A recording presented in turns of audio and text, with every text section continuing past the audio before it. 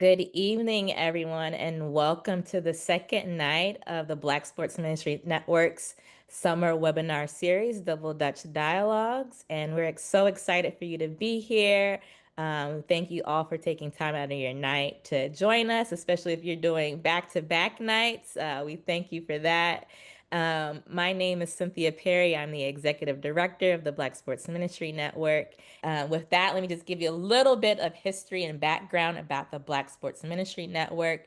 So in 2022, myself, Reverend Dr. John Vaughn of Ebenezer Baptist Church in Atlanta, Georgia, Reverend Dr. Regina Graham, and Professor Gary Green, we engaged in Black radical imagination, thinking about a professional sports network, thinking about a sports ministry that is inclusive and interfaith, and thinking about the best way that we can provide spiritual care and support to Black athletes, coaches, support staff.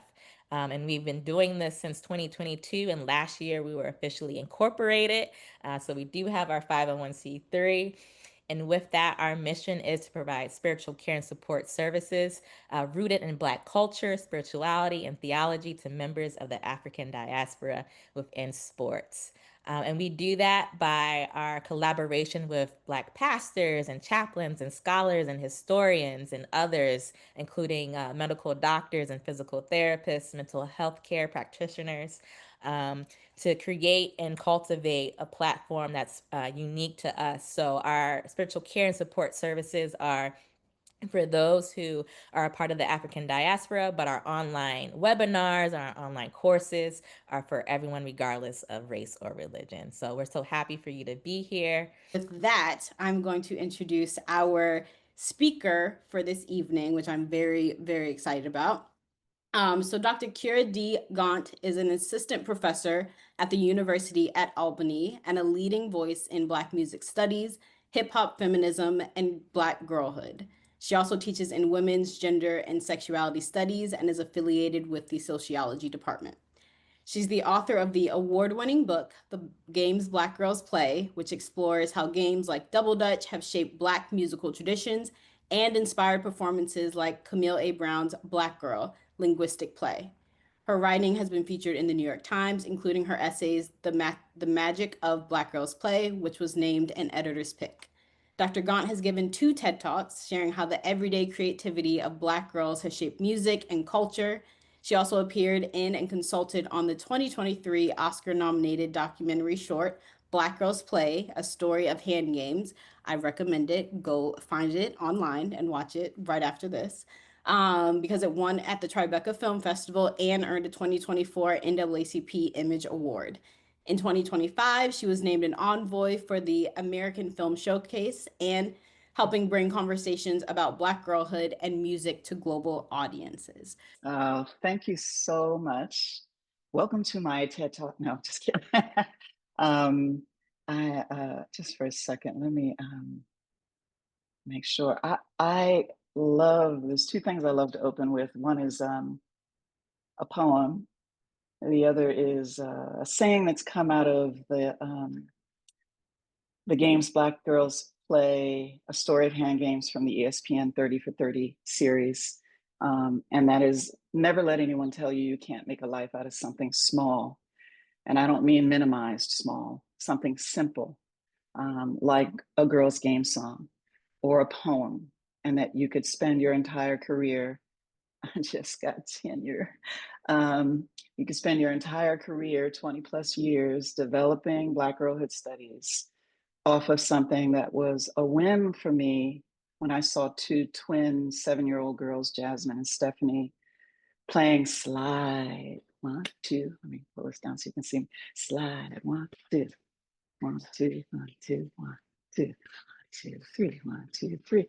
And I heard as a musician this thing that's part of what I talk about in my first book and carries through to a second book that I'm writing called Played: How Music Orchestrates Violence Against Black Girls on YouTube. I am studying various case studies of twerking and the interactions around twerking videos on YouTube, the way music as play works, the way music as monetization works, and the way that music as violence or grooming girls to tolerate misogynoir works.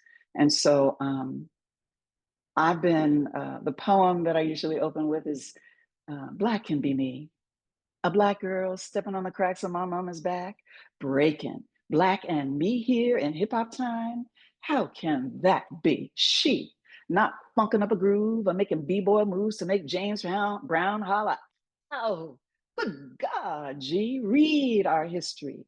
The body gendered, for we can write emotion and entwine her story into it. And into it is spelled like the word intuition, because most of my work is about voice. When Black girls are dancing and finding that spirit, sometimes you get to turn away from it. It's so hot. We're in our bodies, fully in our bodies, fully in the power of the erotic that our Lord wrote about. But when other people accompany videos of us dancing, they profit more than Black girls will ever do. So I built a career on Black Girls Play, professing girls' game songs as a hidden musicianship and tastemaking that begins before most young boys, Black, brown boys and girls ever think about, oh, there's this thing called the music industry that does pop culture. You learn from Black girls' hand clapping games that you can remix beats, remix rhymes, create rhymes, invent your own rhymes, improvise your own rhymes.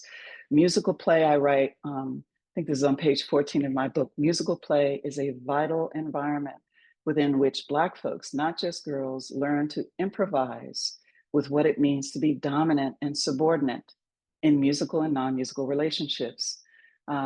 We learn how to, in Little Sally Walker, everybody gets to lead and everybody gets to follow. That's what I mean by dominant and subordinate.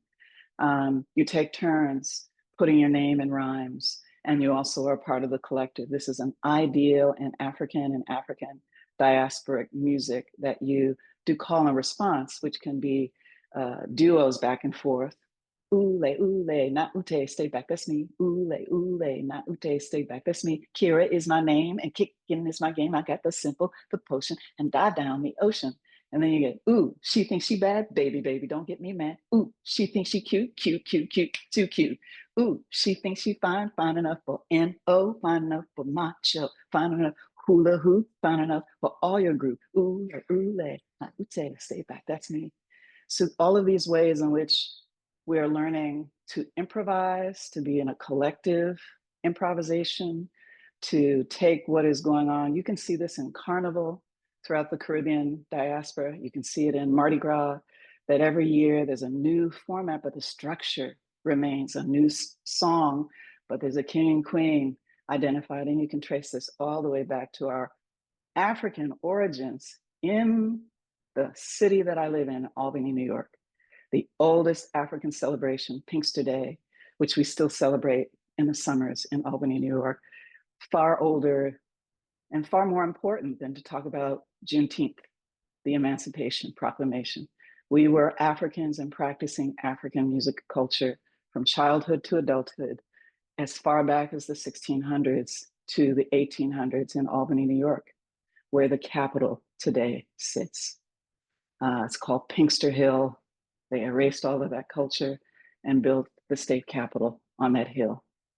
So I thought I would share a bit from my book. I'm just going to read some passages for those who have. In fact, who's read my book? Will you say? I read it in the chat.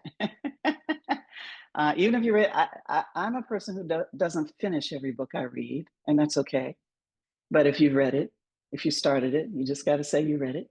No, but it's not a test. So I'm going to read some of the passages, and feel free. I'm an old Twitter head. Feel free to comment, talk back and forth, do your thing in the chat. You don't have to wait. You can answer each other's questions. Have fun. Let's do what all of our play, whether it's street ball, Skelly, to girls hand clapping games, cheers, and double dutch. Everybody can get in where they fit in. Okay. So I'm going to read from the very first page. And please keep time for me. I'm going to try and do like a little 5 minutes of each of these little passages. I want to read from the first paragraph of the book. I want to read about the definition of kinetic orality. And then I want to read to you a passage from, I think, the last chapter in the book about the double Dutch divas, these adult women who would perform double Dutch and include lots of people in Central Park, right by the skaters, where the band shell is that has all the summer stage events. For 20 years, these grown women performed double Dutch from the age of 26 to 60. They traveled the world. They spread double Dutch around the world to Japan and various places. And one of the members of one of the other teams that's really important to the history of double Dutch, one of the members is on here, Dolores Finlayson is one of the original Fantastic Four that won the American Double Dutch competitions that evolved into the National Double Dutch League, that evolved into those first Saturday events at the Apollo.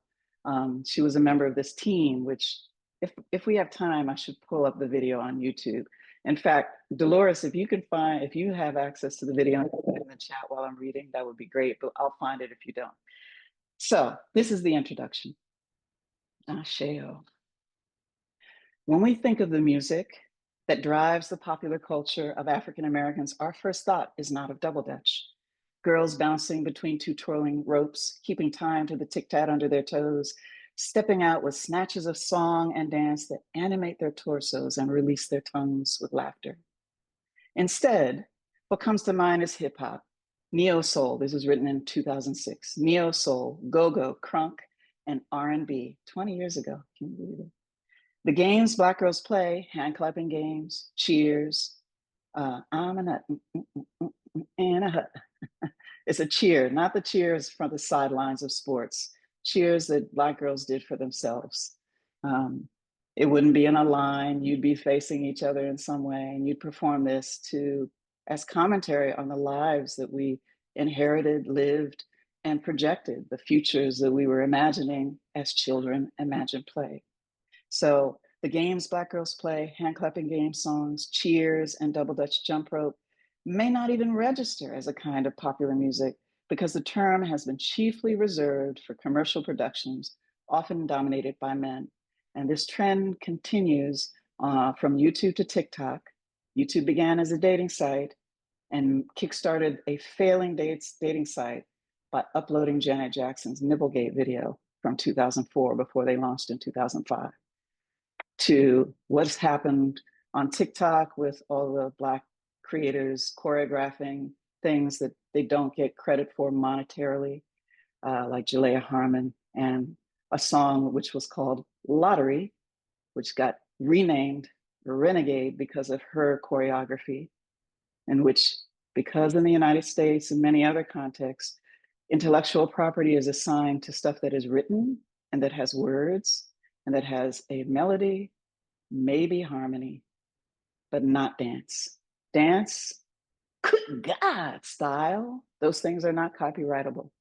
All of the things that make Black music Black, we can't copyright. But the very things that Black girls embody really shape what becomes trendy, what becomes the style maker, the taste making, the things that have people, that have men want to come out on the dance floor, really. The awkward men who don't know how to ask.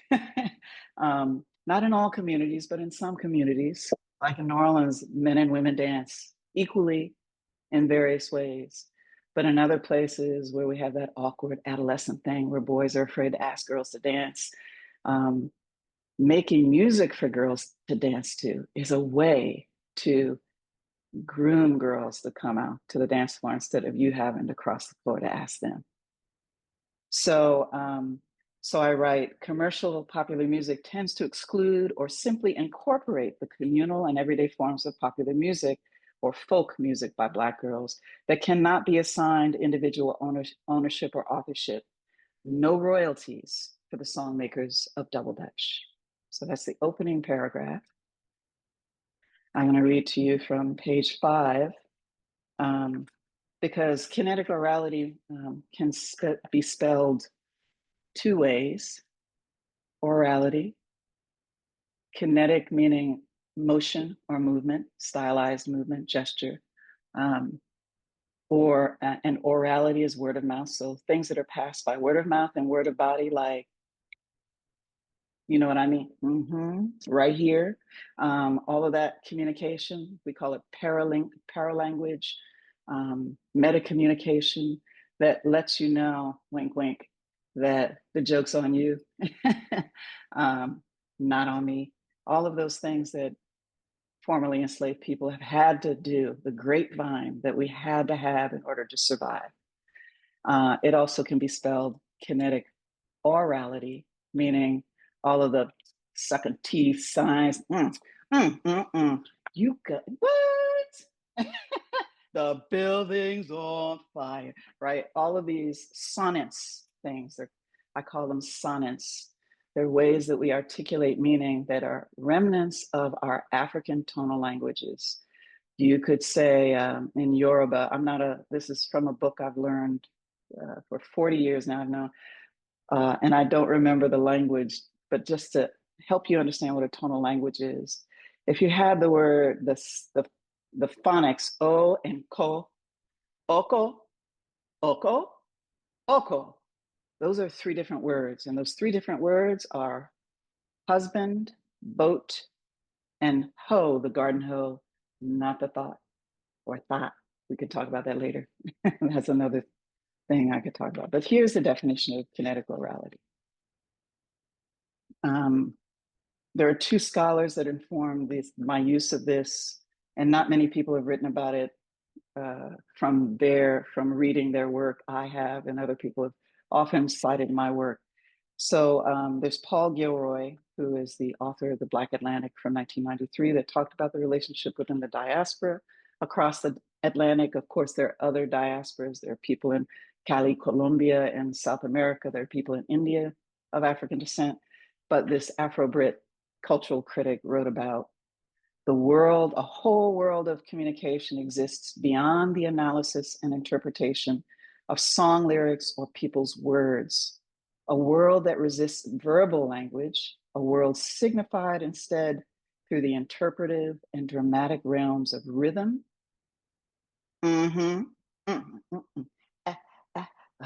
All of these things, gesture. There's a great video. Can I cuss? It's like, I can't remember, her name is Ebony.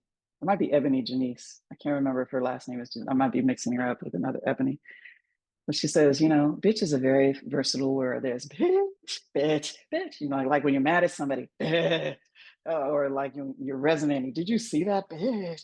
Like you could do that with the F word. You could do it with nigger. You could do it with because that still is another remnant of our tonal languages. And he says it's also a dramatic realm of movement. I always thought it was like the pimp walk, like every Black man, my generation, I'm in the 60s and I look good. They have this little hitch, give you stylized movement, stylized every gesture. So Cornel West first labeled this meta communication kinetic orality back in 1989. When he wrote, the concrete everyday response to institutionalized terrorism, you can call it slavery or Jim Crowism, was to deploy weapons, I call them levers instead of weapons, of kinetic orality, protections, defense mechanisms, passionate physicality, combative spirituality that we use to survive and dream of freedom. By kinetic orality, he writes, I mean dynamic, repetitive, and energetic rhetorical styles that form communities, antiphonal styles, and linguistic innovations that accent fluid improvisational identities. By passionate physicality, he articulates further, I mean bodily stylizations of the world, the way you wear your hat, the way I wear my hair, all these little adornments, things that we do, bodily stylizations of the world, syncopations and polyrhythms that assert one's somebodyness in a society in which one's body has no public worth. And I said no perceptible public worth. only economic value as a laboring mechanism, something that reproduces things. Thomas Jefferson said that Blacks are imitative, not imaginative, that they have no soul because they don't blush. Neither do Native Americans. In the notes on the state of Virginia that was the document that formed our Constitution, our Declaration of Independence.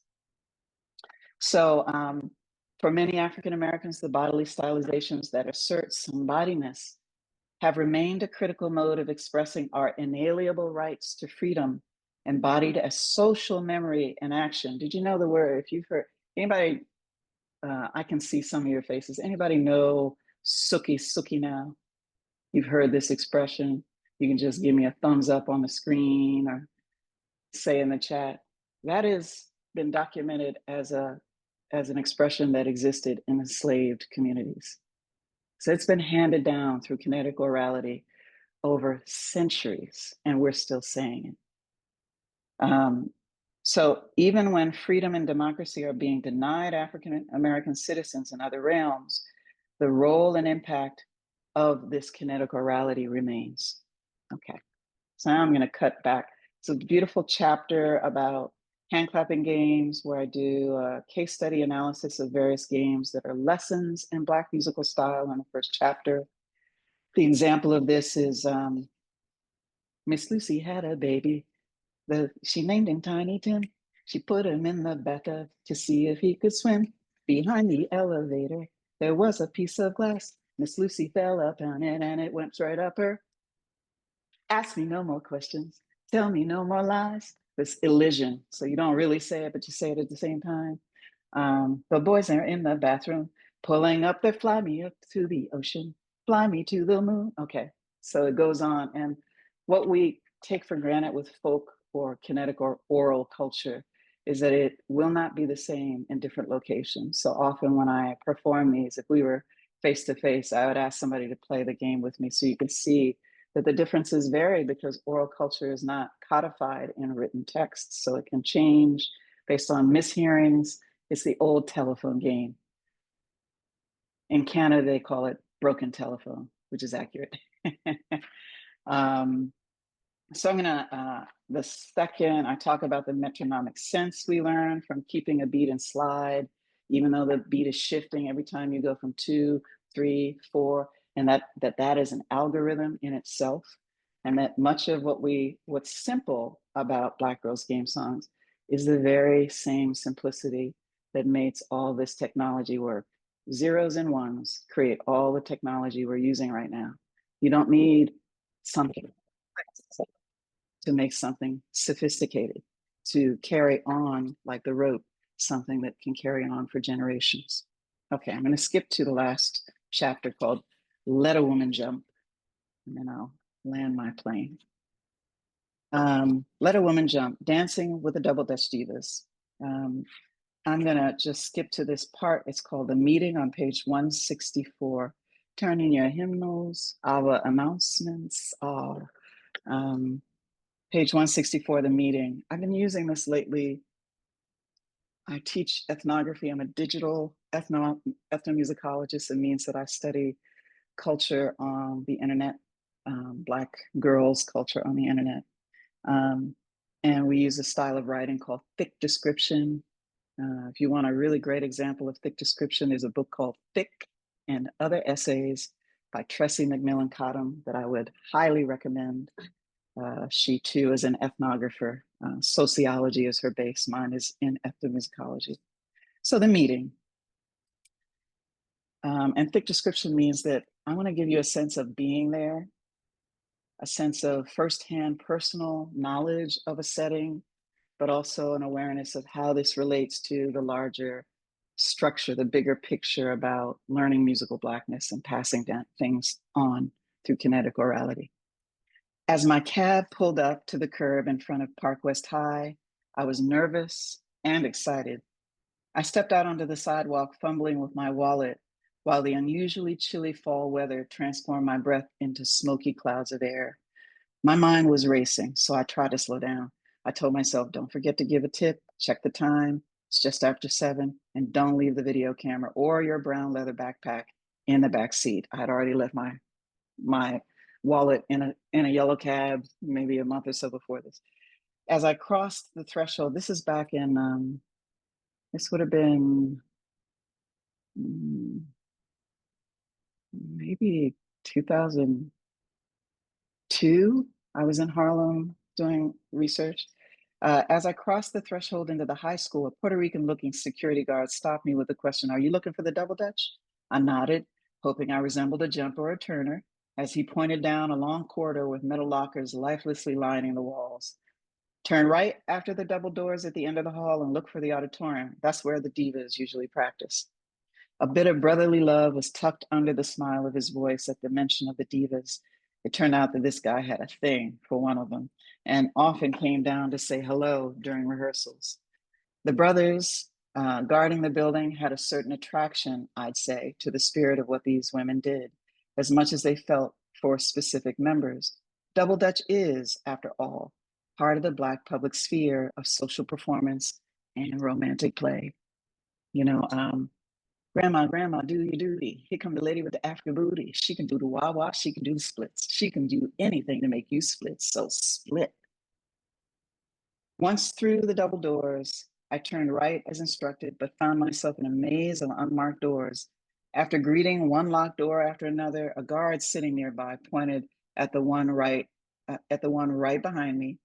Offering him my thanks, I pulled the metal clasp of the door's handle that ricocheted into the empty space of a sizable auditorium, whose only guests were 4 women milling around on stage, quite a distance from where I stood.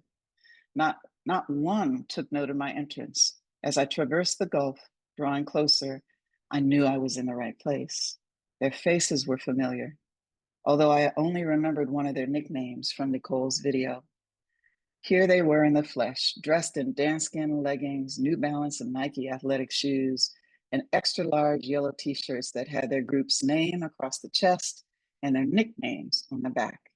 Here were Lady Di, Spirit, Faith, and another sister whose name eluded me because her t-shirt was on inside out.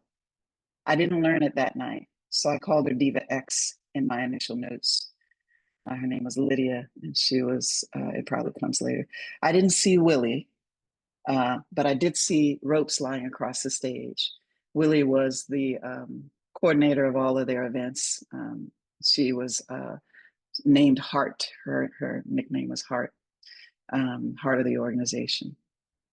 So I didn't see Willie, but I did see ropes lying across the stage. Talking was no longer the business at hand. Nicole had told me that the divas encouraged visitors to join their rehearsals, and though I might have been 25 years late for my first lesson, I was ready to take my turn and learn double dutch that night. I grew up in Rockville, Maryland, in the DMV, and my mother double dutched, but I'm an only child and very insecure about body politics, and I didn't think I could do it, so I never persisted. The divas jockeyed to seat themselves in a ring on a hard floor and began their warm-up, stretching their muscles before they jumped. Lady Di popped a cassette of house music into the boombox, setting the vibe for an evening of jumping. As she joined the ladies on the floor, they spread their legs wide and reached out over their torsos. The flow of their breath and the flow of their movements began to synchronize. Lady Di, an elementary school principal with an obsession for exercise, assumed the role of the instructor or mistress of ceremonies. She told me she had a completely separate closet just for her diva and other athletic gear. In addition to a rigorous daily routine at school, she trained for the New York Marathon every year. So inhale, exhale. I can go on to talk about skate key, skating rink in the Bronx, Midtown, that she said she had kind of been groomed for dance through all of these spaces. I want to land soon, so where is it? Where do I jump?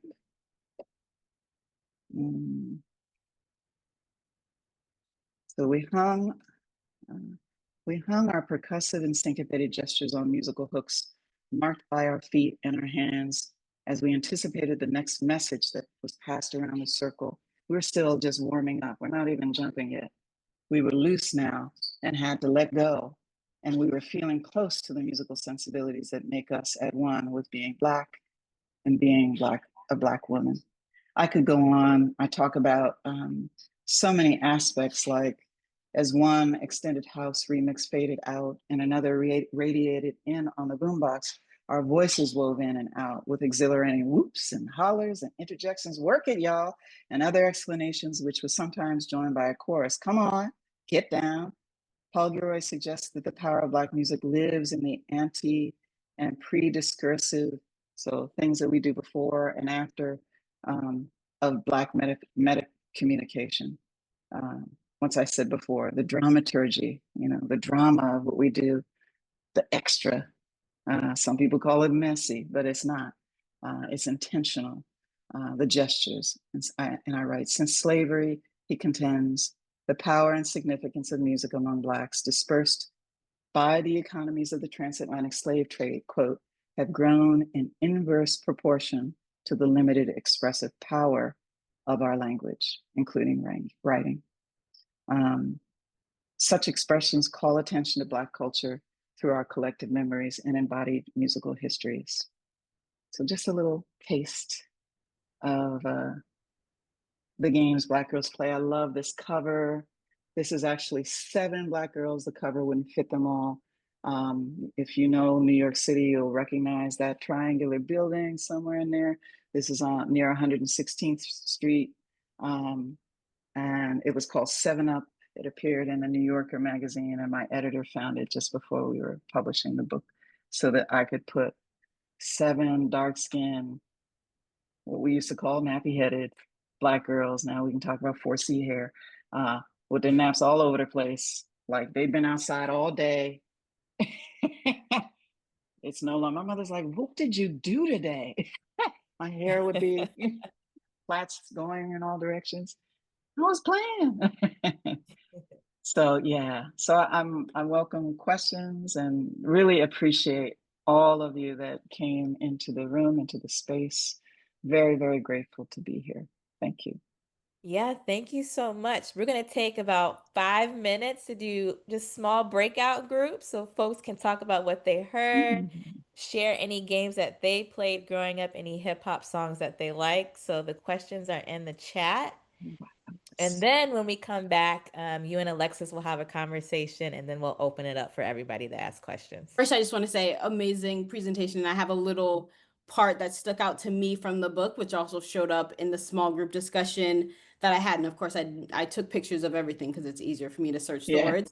Me too. Can't tell you what page it's on, but it's about the aspect of what we're doing with Double Dutch when we're playing. The hand games and everything else involves someone else. Like you can't do your part wrong. You can't do your part right if someone else is doing their part wrong. Where if they're twirling the rope wrong, if they're saying the wrong words, everybody's off. So at the bottom of one of the pages it says, another lesson, the collective participation of the moment, can never be performed if one player is not in sync with the coordinated body formulas of the play. And I think that stood out just so beautifully. And in the breakout room I was in, the other person was saying just the community was the memory, like the idea that you got to play and you forgot about time, you forgot about the fact that you need to eat a snack and get some water because this community was so engrossing. And I think that part is so beautiful, but also just that connectedness of like, if we are not connected to the people that we are with, then all of this falls apart. You can't double dutch on your own. You can't hand clap by yourself. You need another we to be able to do that. So that was a theme that stuck with me throughout the entire book, just this aspect of there's community within, but then in this gendered piece where this community is the girls and the girls are dictating what happens in this community, and the girls will tell you, no, you said that part wrong. No, you did this hand clap wrong. The rope is going to tell you you were a little off on your tit tat. So all of it, I think it was just an amazing book. So for those of you who have not gotten the chance to read it yet, I highly recommend go ahead, go out there and purchase it. Can I respond to some of that? Yeah, absolutely. I love most people, if you've seen my TED Talk, you already know this, but music making and musical interaction is our oldest technology as human beings. It's what sociobiologists say led us to begin to walk upright with our hands free. We needed ways to communicate. If you were holding a baby before, now your hands are free, walking upright. You can carry the baby on your back, and you could talk to the baby on the back. That tuned speech is what we use to develop trust and connection. So if you add that touch to that, then you've got the empathy thing that has us give each other hormones that you can't get from a phone. You can't get that from a phone. So those games play some physiological, real healthy things like putting your feet in dirt.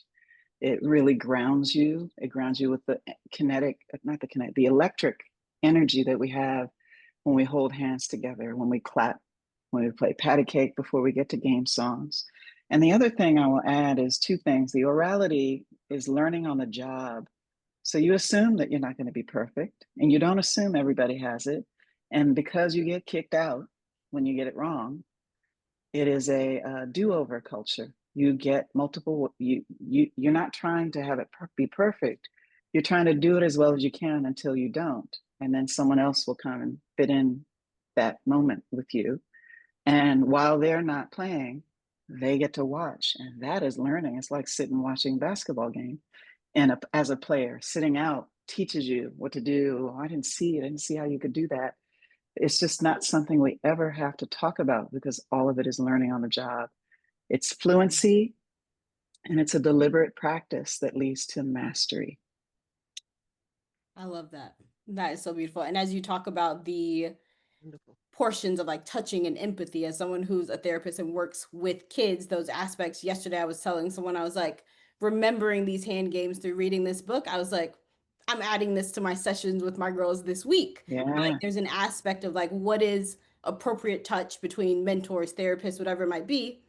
A hand clapping game, we get that duo where you get to build this relationship, but also we're passing down traditions and we're letting people know I'm here with you. And when you get it wrong, it's a do-over and you get to keep doing It's it. not even a wrong. It's just it's Yeah. it's the structure. Like there's a line. Okay, you drink, and somebody else drinks, and then you come to go to the back of the line, and it's just there's nothing wrong about it at all. It's what Miles Davis said. There are no mistakes.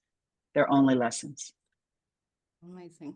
Let's jump into some of these questions. I think we'll get through maybe a few, but if you're there in the audience, you have questions, start thinking of them. You can put them in the chat, and we'll bring them together and ask them. But this first question, in your introduction, you note that many Black girls learn games through family and friends, often with roots in the US South. How do musicality and movement stay embodied across generations? And how have these games evolved or not evolved over time? Perhaps through great migration, adaptation, and new songs and dances? I'll try to answer these with music instead of with my academic intellectual head. There's a game song called Going Up North. It was recorded by the Smithsonian Folkways in the 1950s from East York, Alabama elementary school. Boys and girls singing. It's call and response. And I use this in my Black American music class to teach about the Great Migration. 50 years is a long time for a college student. That's twice their life. So it's not like ancient civilization, 1800s, but it's a long time ago for them to hear a song and hear how children carry memory. Memory, not history, memory. The things that history and memory are not the same thing. History is the stories we tell ourselves about that are useful for us in the present. Right now, we're in a moment where certain histories are not useful to certain people. So history is not memory. Memory is refracted, nonlinear. It's about feeling, it's about connection, it's about carrying ethnic identity, gender norms. It's I'm going up north, satisfied. Some people up there, satisfied. Gonna bring you back, satisfied. Ain't nothing up there, satisfied. Mama cooked the chicken, is improvisation. Sad, it's not about rhyming. Daddy cooked a cow. We're narrating, just like griots from the Francophone region of Africa, from the Niger Delta. We're telling how people live. It's a philosophy of living. So the chant is the sometimes we call it question and answer, but it's call. There's a call. It's usually by the lead, but sometimes the call can be by the group. There are various ways that people of African descent use this, both in instrumental and vocal music. So I'm going up north, satisfied. Some people up there, satisfied. Gonna bring you back, satisfied. Now, if you're singing it and you're learning it, you might think, well, the response is the same, correct? Let me use Alexis. The response doesn't change, right? Right. But that would be a misnomer in kinetic orality. I'm going up north, satisfying. Some people up there, satisfied. Gonna bring you back, satisfied. Ain't nothing up there, satisfied. Mama cooked a chicken, satisfied. Daddy cooked a cow. Ain't nothing up there gonna bring you back is really important because that's what it's happening again. The repatriation of the US Southern migrations to Chicago and New York are going back to North Carolina these days. And little kids saw that.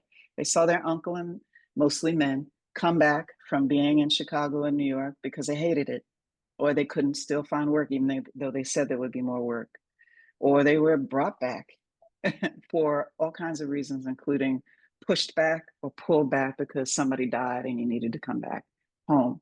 And children see these things. They don't understand why. They don't go, oh, this is the Great Migration. But they carry, I would highly recommend going on YouTube and looking at Negro songs from Alabama, or just thousands and thousands of recordings recorded by ethnomusicologists, white ethnomusicologists, John and Alan Lomax, their daughter Bess Lomax Hawes. And then somebody said in the chat, Miss Lou in Jamaica, all of these people who are carriers of folk traditions that are on record just on YouTube if you don't find the actual LPs, so that you can begin to go, wow, we didn't need textbooks and writing to remember where we came from and who we are. We embody memory first, all of us. Your first language as a human being is nonverbal. You know, some of it feigned. You're not really crying, there's no tears. And some of it really like, I'm in distress and and we can then translate that to talking drums, and we can translate it to game songs. And we don't have to remember what the literal memory of it is. We're carrying the meaning behind the memory in the game songs. I don't know if everyone else caught the Alabama remembering the kids' songs and immediately saw Sinners in the back of their mind, and just seeing that play out. But I'll hold that in, given, you know, we're talking about the gals here, not the guys. But I think there is no separation, you know, like this is why I say that girls are tastemakers for, if you live in a heteronormative society, where girls really have very little power. I learned this years ago. I worked with an African master drummer in my first years as a professor at University of Virginia, UVA. And I realized, because I'm a really good dancer. I wasn't always, and I write about this in the book. My mother says, you didn't dance well. That's why I would dance with you a lot. You always danced on the wrong side of the beat. So she socialized me in that. And the book's real narrative is that musical Blackness is learned, not like you're born into your mother's movement in the womb and you come out wanting to emulate those things, but it's also blood memory, we call it ancestral memory. It's carried on epigenetically, not genetically, epigenetically. But what was I just going to say? I lost my. What was help? Anybody? Can you give me a vowel? Someone has me. Okay, maybe it'll come back. Maybe it'll come back. Yes, I think that is so. I'm trying to remember also what I just remembered. Oh, when you were talking about just passing it on, I think I love that theme in the book as well, where this idea that people of African descent just have it, you have the rhythm, you have the this and that. And when you don't have it, everyone looks at you sideways versus understanding that this is something you learn, like you said, in the womb, from the dances you see as a toddler, from the double dutch, not just this. It's running within you just off of that, that we need a little activation Yeah. from I the. love what Catherine Barnes says, and another favorite part of the book she says is how I learned rhythm.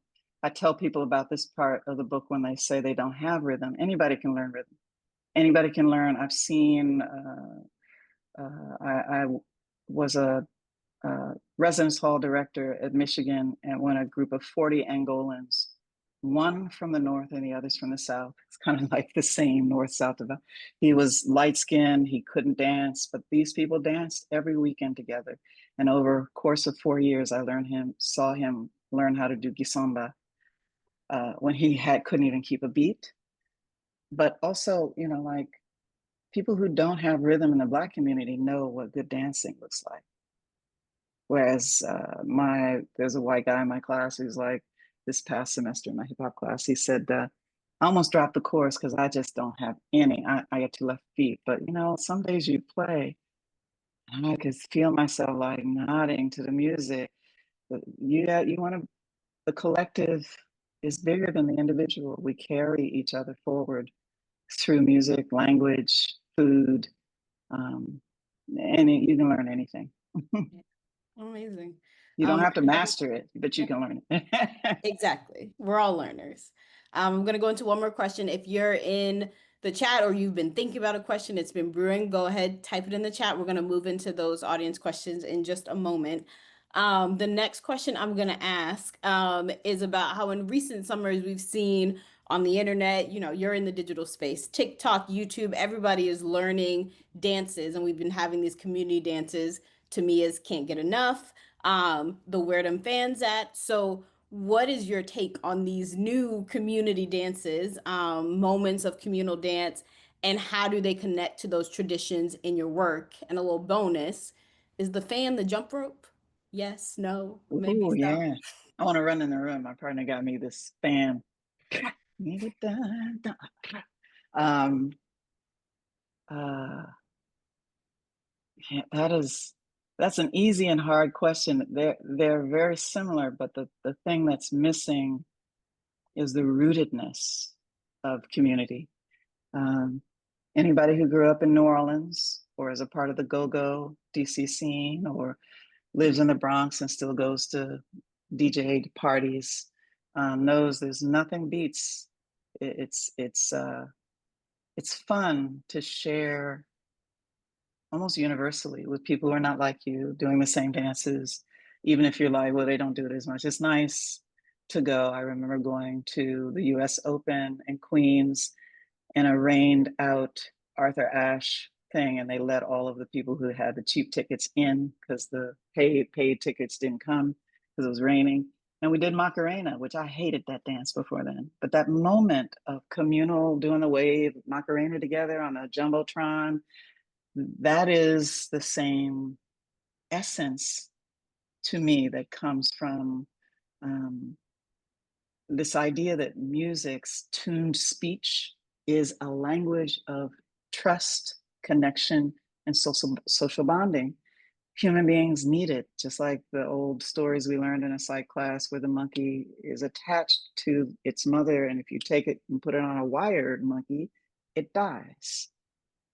So a lot of people who are depressed aren't getting enough hugs, they're not playing enough games, and it's not the game itself, it's the social empathic interaction that is feeding you and makes you feel better.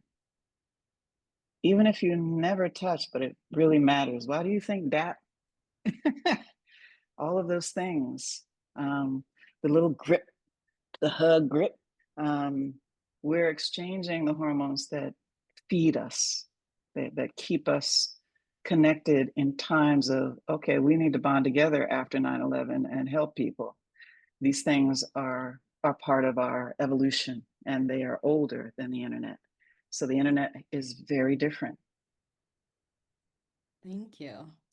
All right, let us move into some of these audience questions. If you have, I saw one. Can I start with this? Gary Green. Yes. Do you want to read them or I can read them? You Yeah, I'll read it. go What for it. connections do you see between kinetic orality and the embodiments of Black athletes?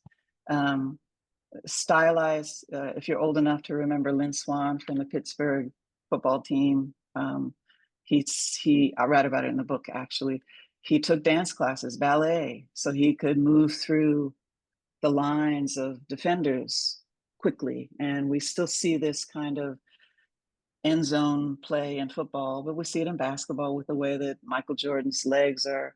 There's these things, these ways that you dunk, the way that you somebody, you know, those things come from the practice of dance. They come from the juke joint. They come from the language is the same, trying to catch you off guard so you don't know which way I'm going. And once you start to move, then I got you. So in game songs, girls are playing these hand clapping games and be like, you can't play. You can't get to 10. No, sit down. I think there's a lot of inherent in the question, Gary, is that double Dutch for some people is not an athletic thing. And so maybe that's a good segue to play this little clip because in case you haven't seen it, y'all don't know Dolores and Deshawn and Robin and Nikki, who were the double Dutch champions. This performance was when they were, I like to sometimes say, excommunicated from the American Double Dutch League because of the gold medal. This is my theory, not the truth, that the Olympic dream team in basketball went to the Olympics for the first time as a professional team. And before 1992, was it 1982? Yes. Professional athletes could not play in the Olympics. We were upset that Russians had police, so you couldn't. So if you were a professional athlete, you could not participate in the Olympics. And that year they changed the rules, and Michael Jordan and them went and did. And the people who ran the American Double Dutch League, two cops from Harlem, decided to emulate. These perfect men want to emulate the big picture thing instead of taking time to develop something. And they were ruled out of the competition. So they came back and showed this. Can we show it?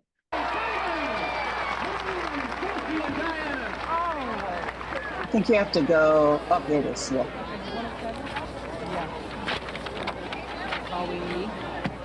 Okay, your attention. Everybody hold a position. Ready? Watch out, Nikki. Go. Just take your time.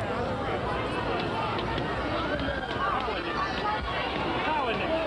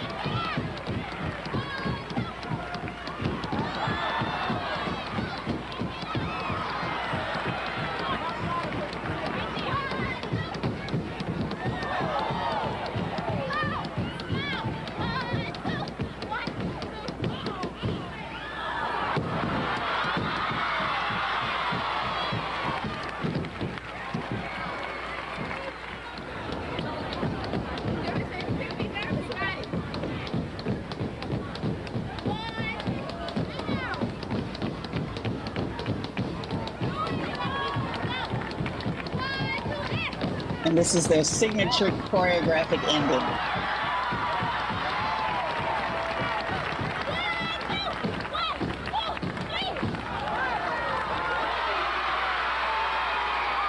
Let it play. Fantastic Four. The former world double Dutch champions, never to be defeated, but they don't compete no more. You can stop it there.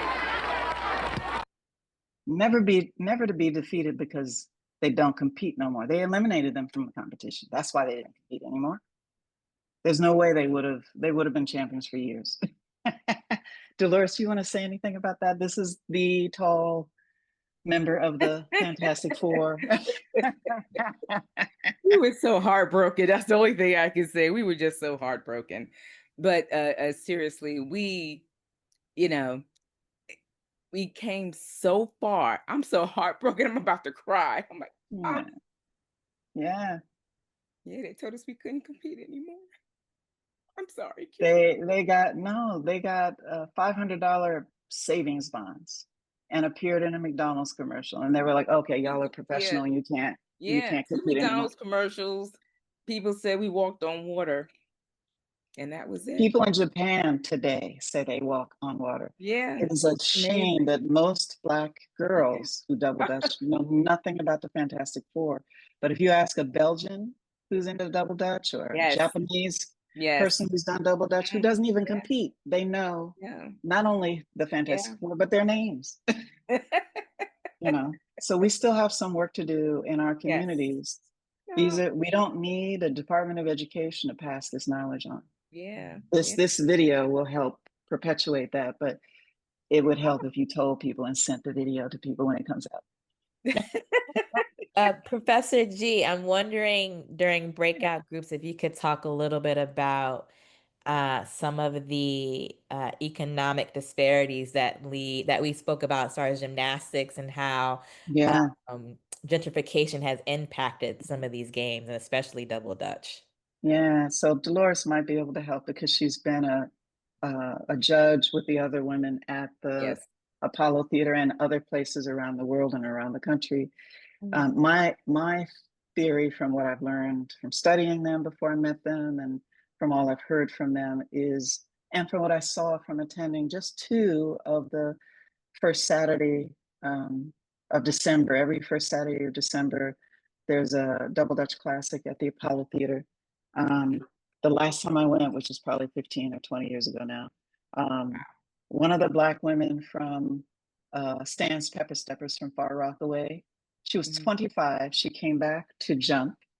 I remember this competition so vividly. I think that's where we first met, if actually, Dolores. It was so long ago, but you're right. It was a while. We were talking or something, and I came, and there was this white team from either North Carolina or Ohio, and their music, there's a compulsory round, a speed round, and a freestyle round. And in the freestyle round, these I think it was 2 white girls and a white guy, their cassette stopped playing. And this Black woman, she said she had come back because she was tired that there were only Black people and Asian people and Belgian people winning the improvisational, the freestyle round. But she came back to represent. She said, "I got kids, but I came back to represent."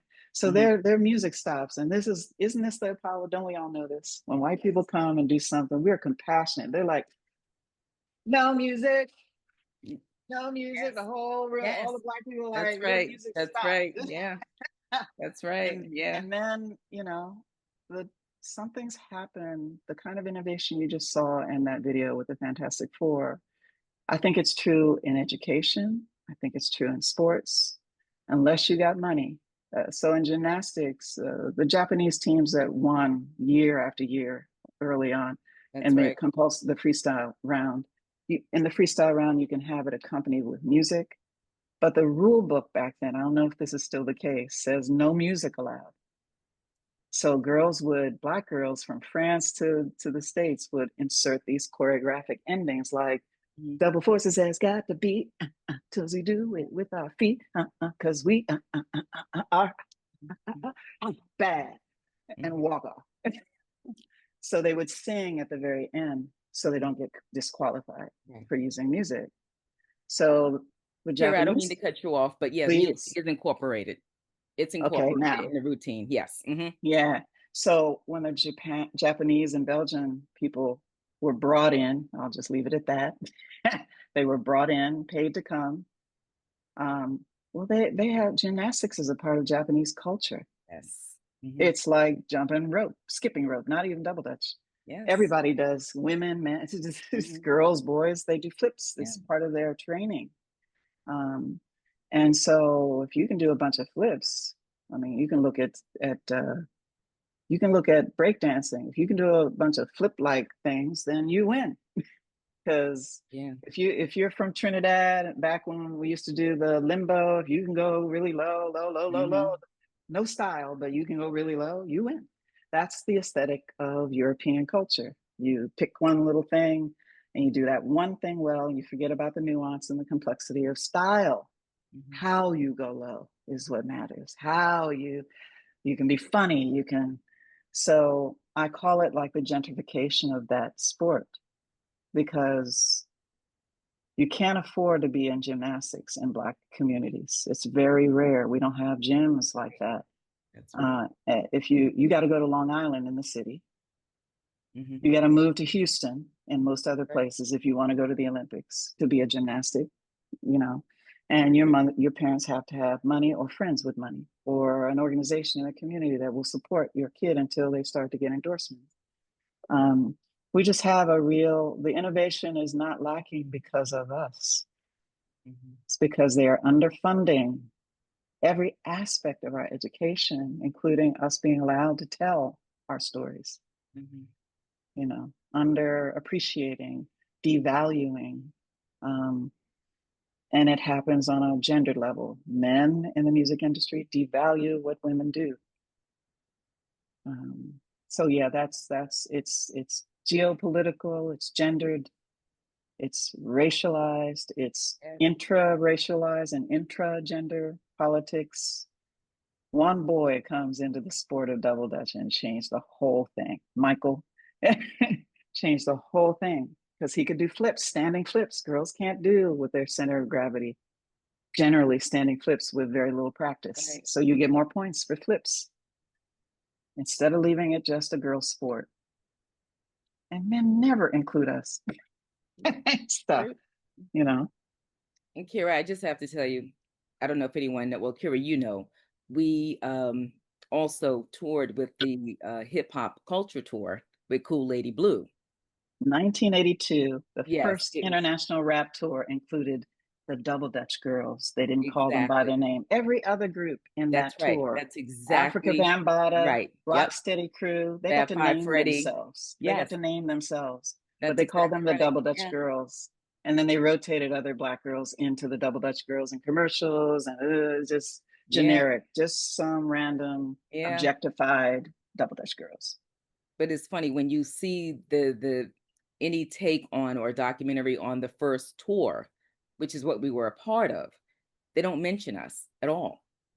Not at all. They went to France, Germany. Yeah, we toured all over. That's right. That's exactly right. Yeah. This woman, Lady Blue. This 19-year-old British woman named Cool Lady Blue. That's right. Went to the Lower East Side and asked their grandmas if they could take them to Europe at 14 to 16 years old. They were hanging out at the Roxy Club in Chelsea at 14, just sneaking out the window, some of them. That's right. So, I mean, it's amazing that their grandmothers were like, yeah, you can take my child across the pond. I know. Yeah. I don't know you, but okay. Maybe this is one of my wisdom things speaking. When you don't have a lot and you don't get heard and noticed a lot, your grandma was like, well, this is an opportunity. That's exactly right. That's exactly right. Going to Europe, all expense paid, came back with $100 bills in a bag. We got paid. And with no sexual misconduct. No. These guys took care, and most of them were under 22. That's exactly right. They took care of them. They took care of the girls. That's right. Yeah. But Africa Bambaataa is another subject. We won't talk about that. I think we have time for one last question, and I think Alexis has it, and then we will close out the evening. Yes. So our last question, tapping into this knowledge that you were in the digital space, and I think often sometimes we don't get to talk about that transference. But this question, so based on your research, your observations, do you think young Black girls today are less likely to play hand clapping games, double dutch, other forms of in-body play, especially in the digital age? Everything, not unlike language, comes and goes. Ideas come and go, language fades in and fades out. The game of telephone is on a massive scale is, today we're into disco and like, no, we don't like disco. Now all of a sudden disco is becoming popular again. Like think culture is a wave. It goes back and forth. So there was a time when you would say, because of these things for me are interconnected. If people can't afford, I am going to channel Zoran Mamdani here. People can't afford to live in the city, then they end up moving away from spaces where they don't have access to the same community. Then, places like Chicago, they get rid of all the projects, or New Orleans, and then you got to move somewhere, and then you're farther away from your family. Those things impacted, I think, not simply if it is, because this is not verified, this is a supposition, that it disappeared or you didn't see it. It may have moved inside into the basement, into the backyard. So we didn't see it as much. So a lot of women in the last 20 years are like, children don't play those games anymore, but I'll be on the train and I'll see a new version of slide. It's, and it won't be a dominant thing because people are they're moving with their parents to work or to shop. It's not the playground. The playgrounds are empty. So we don't see it. So it's morphed, and why I'm studying twerking online, because I think that's another version of play. It's just that it's solo, and it's probably more vulnerable because it's solo, and then you upload the image and goes somewhere. But there's going to be, when we're deprived of things, they're often renaissance. Out of slavery, people went to college. Today, a lot of people like F college. Out of slavery, enslaved people pooled their money together to send people in their neighborhood to college graduates from Oberlin and beyond. So we're in one of those hallowed ground moments where the seeds, you can't see the blossoms yet. They've gone underground where we need to plant new seeds. And here's the rub of it. Back in 2015, 5,000 women showed up in a park in Philadelphia to double dutch as adults. And this movement is now all over the place. There's a double dutch over 40 thing in Long Island, one in Atlanta that's huge. Their children are going to be double dutching, both boys and girls. So we'll see. The verdict is out until 20 years from now. Okay. We'll wait for then, and your book will come out 5 years from then, telling us exactly how it went down. Thank you so much for this. This has been awesome. It's been great. I just want to thank you again, Alexis, and thank you so much, Professor G. I hope that we can continue to stay in touch and be in relationship with each other, and one day double dutch together, play all the games. Just to end, if you would like to learn more information about the Black Sports Ministry Network, the link is in the chat, along with a link to donate. So please donate so we can keep these programs going. Also, there is a survey link. So tell us how the webinar went. And then also 2 links to buy Professor G's book, and also our presenter yesterday, Dr. Lockhart, her book as well. So thank you again for everyone who attended. And please stay in touch, subscribe to the Black Sports Ministry Network's newsletter, and be in touch with us. Follow us on social media, Instagram, YouTube, LinkedIn. And we'll hope to see you next time. Have a good night. As they say.